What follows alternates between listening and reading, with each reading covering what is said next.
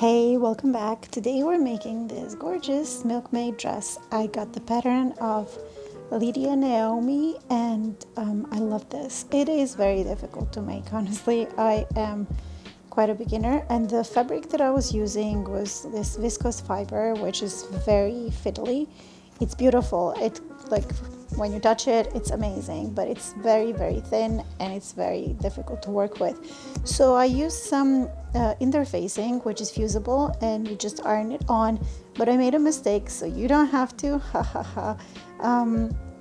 I decided to sew in together with the main fabric. I decided to sew the lining, which was supposed to be done separately if you want everything to be nice and neat and easy to sew.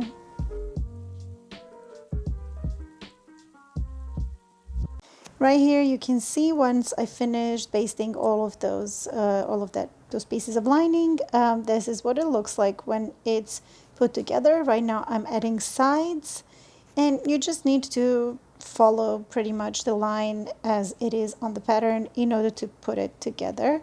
You can finish the edges of each and every stitch and every seam that you have with the zigzag stitch or overlock it. I still do not have overlocker. So once the bodice is done, we are going towards finishing the cups. And so now you first need to sew along that line that I just showed. It's like 4 centimeters.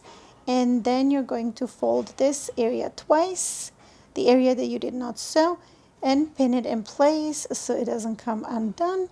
And then you're going to sew along it and make like a V line. Right here you can see that I did a zigzag stitch to finish that row edge because I wanted it to look nicer, because this area is not going to be completely hidden.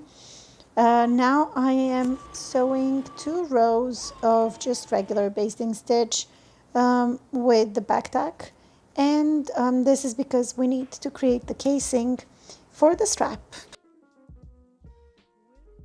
Once you do that, you will have something that looks like this, and you're going to take your safety pin and the pre-made straps, which I haven't shown, but I will insert here how I made them.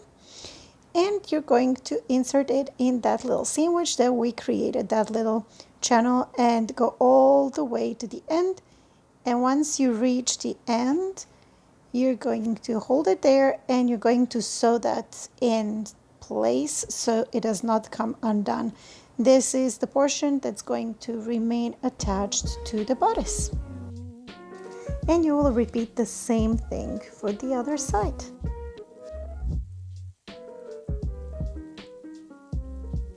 When all that's done, it's time to put the cups and the bodice together. So you will need to run the basting stitch all the way along the bottom line of the cup in order to make some gathers.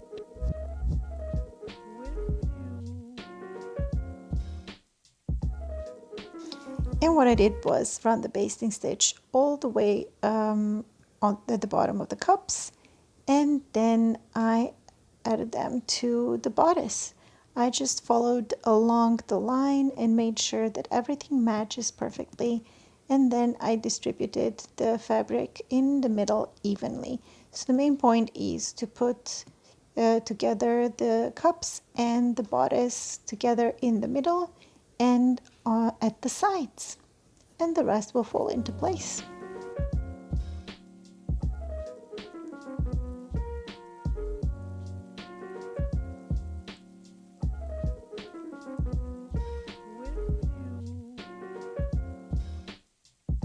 Use as many needles as you can because you want to do this as neatly as possible. And once you do that, you are going to go and you're going to do a top stitch.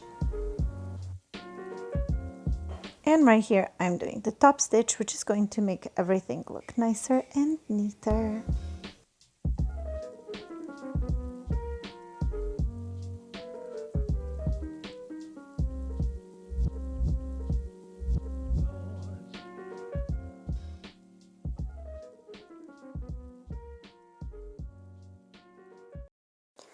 Here I was running the basting stitch to help me create the casing for elastics quicker, but before I created that casing for elastics, I decided to finish the bottom edge of the sleeve, which means that you need to fold the fabric once and then sew it, and then you're going to fold it again and sew it.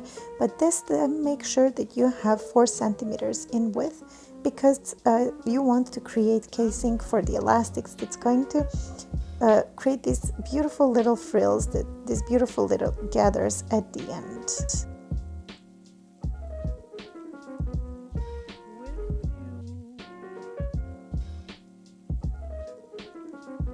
Make sure not to stretch that elastic too much. You want it to be fairly loose and nice and snug on your skin, but you don't want it to stop your circulation. Once the sleeves are done, I put them together with the bodice and continued with another part of the dress.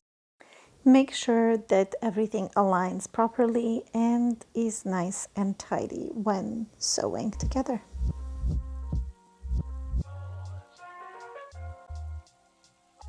So this is the side and back facing panel, and you need 2 pieces of this. Make sure to distinguish which length of the fabric you want, the length of the skirt, and which size. If you want more gathers and if you want it to be puffier, you need to go size up, maybe even 2 or 3 sizes up. It was very difficult for me to choose which size I wanted, because 10 turned out to be a little bit too snug. In some places turned out to be too big. But anyways, making a mock dress would be just very time consuming. He really thinks this is very interesting. It would be very time consuming and I think counterproductive. This dress requires some time and skill to be made. So now you can see what it looks like. So you will have 2 pieces of this, and if you want to have some more gathers and you want it to be bigger, choose a bigger size. So now I was trying to hem the bottom, I think. I'm honestly not sure what I was doing. Let's see what the video says.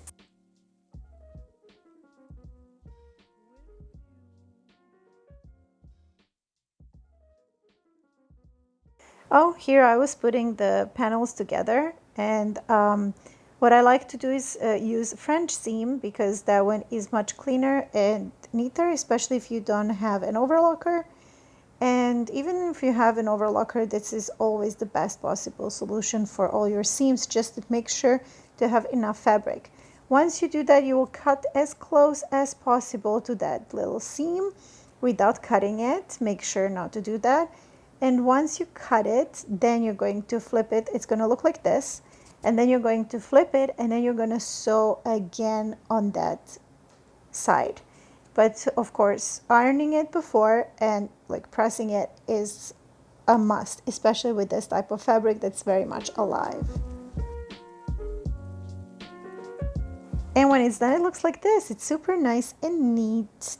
And you're going to do that for all your panels, but you're going to leave it out for the back side of your panels, because that back side is going to have a portion of the zipper. Finish your row edges that are going to be put together with the top, with the bodice part, finishing with the zigzag stitch. And the dress is put together, and now we need to insert the zipper. Inserting zipper is very annoying. It's one of the, especially the invisible zipper, it's one of the most difficult things, I guess. And it really requires lots of practice. Even the experienced sewists dread doing this. And so the zipper turned out to be a little bit too short, so I needed to change it. But there were other alterations that I made eventually, because the bodice turned out to be a little bit too big for me. Anyways, you need to, my advice is to pre-iron the zipper and separate those little teeth from that edge, just to expose it. So this is the zipper foot. Mine is plastic. I wish it was metal, but anyways, it serves the purpose. It serves it very well. Anyways, when you When you pin everything in place, make sure that it's even on both sides, and then try to go as close to the edge of the zipper as possible without sewing the teeth, because you will not be able to close it eventually. Once you do this, go ahead and finish the edge by folding everything together and sewing on top of it. There is an easier way to finish this raw edge and to make it look super neat, but this worked out for me very well.